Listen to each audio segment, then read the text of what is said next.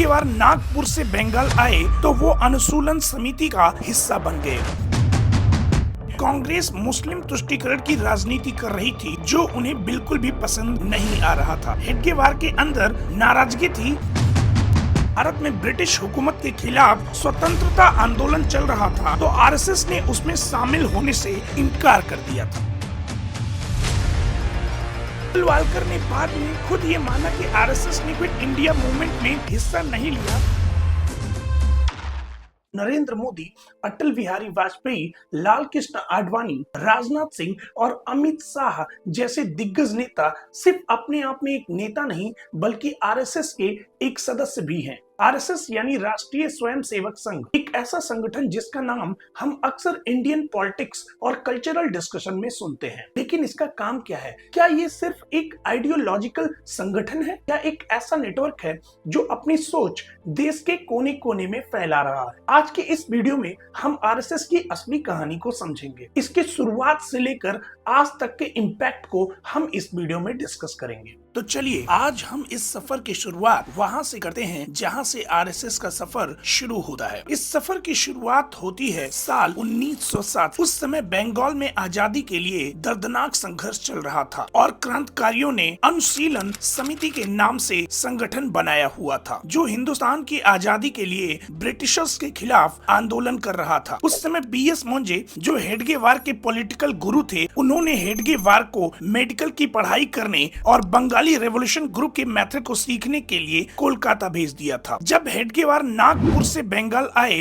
तो वो अनुसूलन समिति का हिस्सा बन गए। उस समय दादा भाई नौरोजी जो कांग्रेस के प्रमुख नेता थे, उन्होंने बाल गंगाधर तिलक को कांग्रेस में आने का न्योता दिया। उन्हीं के साथ हेडगेवार भी कांग्रेस में ही शामिल हो गए क्योंकि वो बाल गंगाधर तिलक की विचारधारा से काफी ज्यादा प्रभावित थे। काफी समय तक गोलवालकर कांग्रेस में ही रहे, लेकिन 1917 में जब तुर्की के खलीफा की गद्दी छिन जाती है और उसका रिजल्ट ये होता है कि हिंदुस्तान में खिलाफत मूवमेंट की शुरुआत हो जाती है और गांधी जी की अगुवाई में कांग्रेस ने भी इस मूवमेंट का समर्थन किया। कांग्रेस के खिलाफत मूवमेंट में जुड़ना हेडगेवार को बिल्कुल भी पसंद नहीं आया और अंदर ही अंदर ये बात उन्हें खाए जा रही थी क्योंकि हेडगेवार के नजरिए में कांग्रेस मुस्लिम तुष्टीकरण की राजनीति कर रही थी जो उन्हें बिल्कुल भी पसंद नहीं आ रहा था। हेडगेवार के अंदर नाराजगी थी, लेकिन उसके बावजूद वो कांग्रेस का हिस्सा बने रहे। यहाँ तक कि वो 1922 में नागपुर सेशन और 1925 में कोलकाता सेशन में भी शामिल हुए, लेकिन अंदर ही अंदर उनका मन कुछ और ही सोच रहा था। उन्होंने ये ठान लिया था कि अब वो एक ऐसे संगठन का निर्माण करेंगे जो हिंदू हितों की बात करे और हिंदुओं की भलाई के लिए काम करे। तो उन्होंने सोचा कि क्यों न इसकी शुरुआत अपने घर से ही की जाए। और कहा जाता है कि जब उन्होंने अपने संगठन की शुरुआत करी तो उसमें सुनने के लिए सिर्फ 12 लोग ही पहुंचे थे, लेकिन देखते ही देखते टाइम बीता गया और लोग हेडगेवार की विचारधारा से प्रभावित होने लगे और हजारों की संख्या में लोग जुड़ने लगे। जिसके बाद हेडगेवार ने खुद ही शाखा लगाना शुरू किया और इसमें योग, सूर्य नमस्कार, लाठी ट्रेनिंग के साथ साथ इंटेलेक्चुअल डिस्कशन को भी शामिल किया गया। अब संगठन के साथ काफी ज्यादा लोग जुड़ने लगे तो हेडगेवार ने सोचा कि क्यों ना आप संगठन को ऑफिशियल रूप दे दिया जाए। तो हेडगेवार ने नागपुर में साल 1925 को विजयदशमी वाले दिन आरएसएस की बुनियाद रखी और आरएसएस यानी कि राष्ट्रीय स्वयंसेवक संघ ऑफिशियली भारत का संगठन बन गया। धीरे धीरे महाराष्ट्र के पुणे, नासिक, अमरावती और यवतमाल में संघ ने अपने पांव पसारने शुरू कर दिए। तब एक टर्निंग पॉइंट 1931 में आता है जब हेडगेवार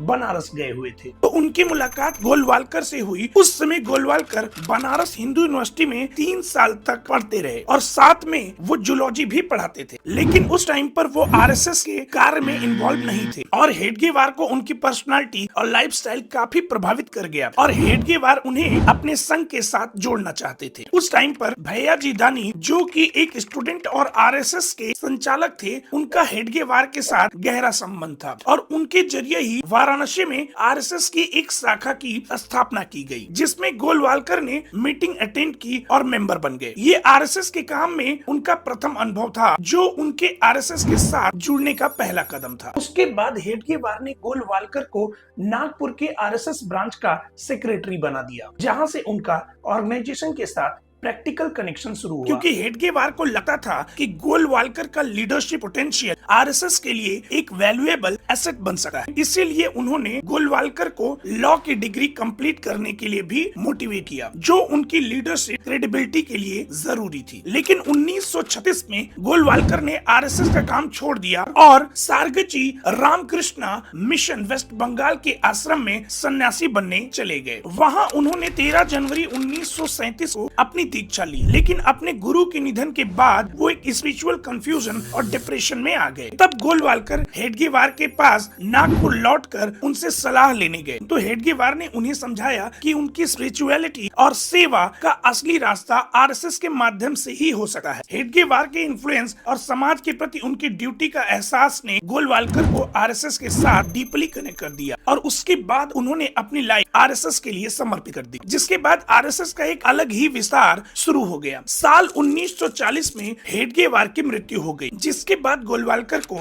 आरएसएस का दूसरा सुप्रीम लीडर बनाया गया। ये फैसला हेडगेवार की मृत्यु से एक दिन पहले उनके लिखे गए लेटर के आधार पर लिया गया था, जिसमें उन्होंने गोलवालकर को अपना उत्तराधिकारी चुना था। इस लेटर को 3 जुलाई 1940 को ऑफिशियली घोषित किया गया। हेडगेवार का ये फैसला आगे चलकर बिल्कुल सही साबित हुआ। गोलवालकर ने अपनी लीडरशिप टेन्योर में आरएसएस को एक रीजनल संगठन से एक नेशनल और इंटरनेशनल मूवमेंट में बदल दिया। उन्होंने आरएसएस की आइडियोलॉजी को एक स्ट्रक्चर्ड फ्रेमवर्क दिया और इसकी मेंबरशिप को 1 लाख से 10 लाख तक बढ़ा दिया। आरएसएस ने राजनीतिक, सामाजिक और शैक्षणिक क्षेत्रों में अपनी प्रभावशाली प्रेजेंस बनाई और उन्होंने 50 से अधिक फ्रंट ऑर्गेनाइजेशन की स्थापना की, जो अलग अलग क्षेत्रों में काम करते हैं, जैसे अखिल भारतीय विद्यार्थी परिषद, जिसे आप एबीवीपी के नाम से भी जानते होंगे, और भारतीय मजदूर संघ और विश्व हिंदू परिषद की भी स्थापना में आरएसएस का बड़ा रोल रहा। गोलवालकर का नेतृत्व केवल भारत तक सीमित नहीं रहा, उन्होंने आरएसएस के प्रभाव को विदेशों तक फैलाया, जहां भारतीयता और हिंदुत्व के माध्यम से हिंदू स्वयंसेवक संघ की स्थापना की गई। ये उनका एक बड़ा योगदान था, जो हेडगेवार के समय में संभव नहीं हो पाया था। गोलवालकर के टेन्योर में आरएसएस ने जम्मू और कश्मीर में भी अपना प्रसार किया, जहां 1944 में श्रीनगर में पहली बार शाखा खोली गई और 1946 में उन्होंने खुद वहां का दौरा किया। ये एक महत्वपूर्ण कदम था, जो देश के सेंसिटिव क्षेत्रों में संघ की प्रेजेंस को बढ़ावा देता था। गोलवालकर ने आरएसएस की आइडियोलॉजी को मजबूत करने के लिए एक एंटी कम्युनिस्ट और एंटी सोशलिस्ट रुख अपनाया, जिसमें उनका स्लोगन था नॉट सोशलिज्म बट हिंदुइज्म। ये आइडियोलॉजी समाज के वेल्थी और कंजर्वेटिव सेक्शन के बीच काफी पॉपुलर हुई, जो संघ को फाइनेंशियल और आइडियोलॉजिकल सपोर्ट देते रहते हैं। इसी के साथ उन्होंने आरएसएस में डिसिप्लिन और सेवा को प्राइमरी वैल्यू बनाया। उनकी लीडरशिप के दौरान आरएसएस ने एक संगठित ढांचा बनाया, जिनमें नए स्वयं सेवकों को ट्रेनिंग देने के लिए प्रशिक्षण कैंप और मीटिंग का आयोजन किया जाता था। ये गोलवालकर का विजन और उनका सिस्टमेटिक काम था, जो आरएसएस को सिर्फ एक संगठन ही नहीं बल्कि आंदोलन बनाने में सफल रहा। गोलवालकर के नेतृत्व में हेडगेवार ने गोलवालकर के बाद बाला साहेब देओरस और राजेंद्र सिंह आरएसएस के सुप्रीम लीडर बने और आज के टाइम में मोहन भागवत आरएसएस के सुप्रीम लीडर हैं। सभी ने अपने अपने लेवल पर आरएसएस को आगे बढ़ाने के लिए योगदान दिया है और जो आज के टाइम में भी मोहन भागवत हैं, वह भी जितना हो सकता है संघ को आगे बढ़ाने की कोशिश में लगे हुए हैं, जिनकी बदौलत आज के समय में संघ में लगभग 6 मिलियन मेंबर्स हैं और 73,000 के आसपास शाखाएं हैं और 80 से ज्यादा देशों में संघ फैल चुका है। और आरएसएस से जुड़ना हर हिंदू अपने लिए गर्व की बात मानता है। आरएसएस सिर्फ एक एनजीओ की ही तरह नहीं, बल्कि एक ऐसा संगठन है जो देश की सेवा में अपना महत्वपूर्ण योगदान दे चुका है। जब 1951 में गरीबों को जमीन देने के लिए भूदान आंदोलन शुरू हुआ ताकि उनका जीवन सुधर जाए और समाज में समानता आए, तो उसमें गोलवालकर और आरएसएस के स्वयं सेवकों ने भी भाग लिया था। आरएसएस ने हमेशा दलितों और पिछड़े वर्ग को समाज में उनका हक दिलाने का प्रचार किया। आरएसएस का हमेशा से मानना रहा है कि अगर हिंदू धर्म को सच्चे रूप से मानना है तो कास्ट सिस्टम के धरोहर को समाप्त करना जरूरी है, जिसके लिए आरएसएस ने दलित समुदाय के लोगों को मंदिरों में पूजा करने का हक देने और उन्हें प्रीस्ट बनने की भी बात कही है। ये आरएसएस का एक महत्वपूर्ण कदम था, जो समाज में उनके साथ हो रहे भेदभाव को दूर करने के लिए किया गया था और इस कदम को महात्मा गांधी ने भी 1934 में सराहा था। आरएसएस ने हमेशा देश में आए प्राकृतिक आपदाओं के दौरान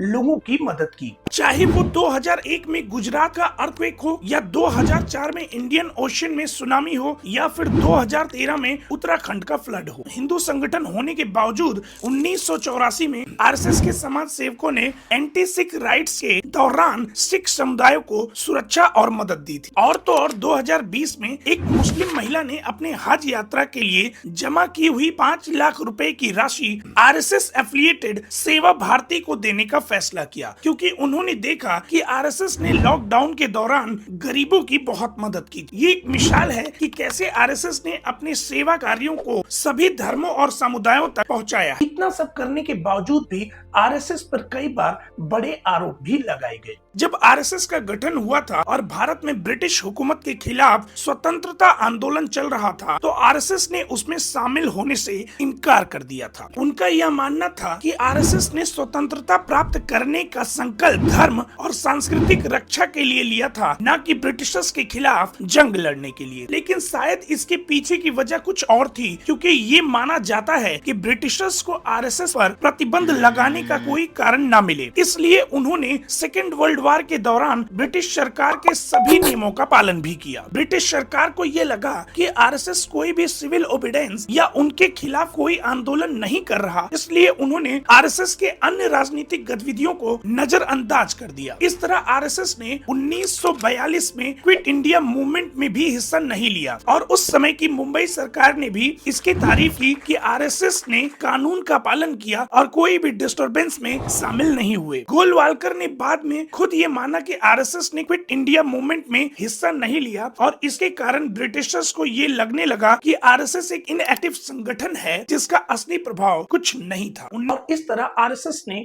1946 में रॉयल इंडियन नेवी मोनिटी को भी समर्थन नहीं दिया। कुल मिलाकर बात यह है कि आरएसएस ने स्वतंत्रता आंदोलन से दूरी बनाई रखी और ब्रिटिश हुकूमत के साथ सहयोग करने की नीति अपनाई। आरएसएस पर सिर्फ आरोप ही नहीं लगे, बल्कि कई बार आरएसएस को बैन तक किया गया। 1948 में जब महात्मा गांधी की हत्या नाथूराम गोडसे ने कर दी और नाथूराम गोडसे को आरएसएस का मेंबर माना जा रहा था, जिस वजह से 1948 में आरएसएस पर बैन लगा दिया गया। लेकिन फिर 1949 में आरएसएस ने अपने कुछ गतिविधियों को सुधारने का वादा किया और उसके बाद उस पे से बैन हटा दिया गया। 1975 से 1977 के बीच जब इंदिरा गांधी ने इमरजेंसी लगाई थी, तो भी आरएसएस को बैन किया गया था। लेकिन 1977 में जब सब कुछ नॉर्मल हो गया तो दोबारा बैन हटा लिया गया। 1992 में जब बाबरी मस्जिद गिराने के बाद हिंदू मुस्लिम दंगे हुए, तो भी आरएसएस को बैन कर दिया गया था। आरएसएस पर आरोप लगाया गया था कि हिंदू राइट विंग्स मूवमेंट में वो शामिल थे और यह भी कहा गया कि आरएसएस ने ही इस तरह के वायलेंस को बढ़ावा दिया। उसके बाद फिर 1993 में जाकर ये बैन हटा था। कुल मिलाकर बात इतनी है कि जब हम आरएसएस के बारे में जान ही चुके हैं, तो हमें ये समझना होगा कि हर एक संगठन का काम करने का तरीका और दृष्टिकोण अलग अलग होता है। आरएसएस के इतिहास में कई अप्स और डाउन्स आए, लेकिन उनका मूल उद्देश्य देश की सेवा करना और अपने सांस्कृतिक मूल्यों को बढ़ावा देना रहा है। अगर आपको वीडियो अच्छी लगी तो चैनल को सब्सक्राइब जरूर करें।